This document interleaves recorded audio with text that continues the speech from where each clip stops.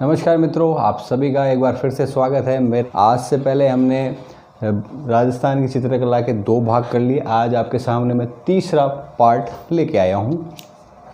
आज बात करेंगे हम मेवाड़ शैली के अंदर बची हुई शैलियों की, जो कि इनकी उप शैली है। जैसे कि बात करें हम नाथद्वारा। नाथद्वारा मेवाड़ शैली की उप शैली है, ठीक है। मेन मेवाड़ है और मेवाड़ में ही आती है आपके नाथद्वारा शैली। देखिए, वल्लभ संप्रदाय का अधिक प्रभाव है इस शैली पर। किस शैली पर? नाथद्वारा शैली। आपको पूछा जाए कि किस शैली पर वल्लभ संप्रदाय का सर्वाधिक प्रभाव है, तो वो आप टिक करेंगे इसको नाथद्वारा। इसीलिए यहाँ पर कृष्ण जी के चित्र आपको अधिक मिलेंगे। वल्लभ संप्रदाय के आराध्य हैं कृष्ण जी, इसलिए आपको क्या मिलेंगे? नाथद्वारा में श्री कृष्ण जी। याद रखना, नाथद्वारा में कौन बैठा है? श्री कृष्ण भगवान, ठीक है। उसके बाद में देखो, नाथद्वारा की चित्रकला किस प्रकार की है? पिछवाइयों की चित्रकला है, संगीत के चित्रकला इसमें दिखेगी, हवेलियों की इसके अंदर आपको चित्रकला दिखाई देगी। इसके बाद में केले के वृक्ष के अधिक चित्रण होंगे। कौन सी चित्रकला शैली में केले के वृक्ष का अधिक प्रयोग किया गया है? तो वो है आपकी नाथद्वारा शैली। उसके बाद में सबसे इम्पोर्टेंट, कौन सी शैली में पुरुषों की पहचान उनके तिलक से की जाती है? यानी स्त्री पुरुष एक जैसे ही दिखाई दिए देते हैं, लेकिन जिनके ललाट पे तिलक है वह पुरुष है उसमें। तो पुरुषों की पहचान किससे होगी? तिलक से। आगे चलते हैं हम। मेवाड़ की अगली उपशैली है देवगढ़, ठीक है। देवगढ़ जो है वो मेवाड़ की उपशैली है और ये तीसरे नंबर व अंतिम है मेवाड़ में। देखिए, 1680 में द्वारिका दास चूड़ावत के समय प्रारंभ हुई। इस व्यक्ति का मैंने नाम का जिक्र एक बार पहले भी किया था। आपको वापस कमेंट करके बताना है कि द्वारिका दास चूड़ावत का जिक्र क्यों किया गया था पहले, इससे पहले।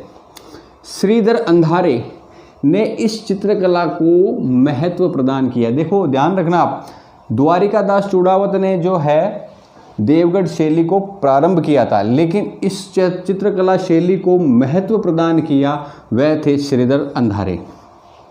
अब देखो ये किस प्रकार की शैली है। मेवाड़, मारवाड़ व ढूंढाड़, इन तीनों का मिश्रित रूप कौन सी शैली है? आपकी देवगढ़। पूछ लिया जाए सवाल कि मेवाड़, मारवाड़, ढूंढाड़ की मिश्रित की हुई शैली कौन सी है, तो वो है आपकी देवगढ़, ठीक है जी। आगे चलते हैं। हरे व पीले रंग का प्रयोग ज़्यादा करते थे। किसमें? देवगढ़ शैली में। इसके कुछ अच्छे चित्र हैं, जैसे मोती महल व अजारा की ओबरी, इनके भित्ति चित्र हैं। इन दोनों के भित्ति चित्र इसके सर्वाधिक अच्छे चित्र गिने जाते हैं। किस शैली के? देवगढ़ शैली के। क्लियर है? आगे चलते हैं, अपनी दूसरी शैली लेते हैं, मारवाड़ चित्रकला।